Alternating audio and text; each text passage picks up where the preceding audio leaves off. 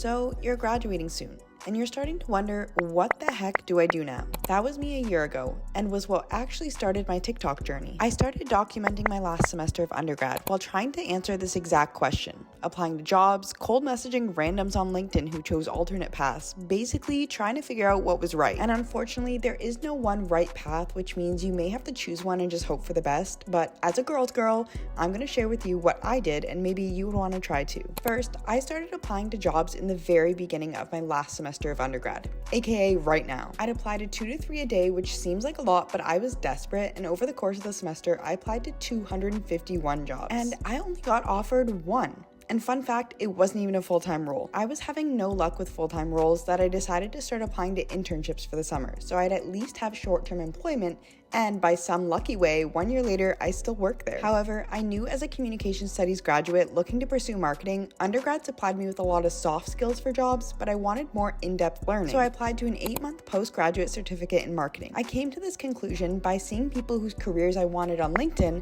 and recognizing this pattern that the majority of them had done these certificates. So I worked full-time 40-hour weeks as a corporate girly for 9 months before transferring back to the student life and doing full-time postgraduate marketing certificate while still working part-time at my corporate job. The question is, did I make the right decision?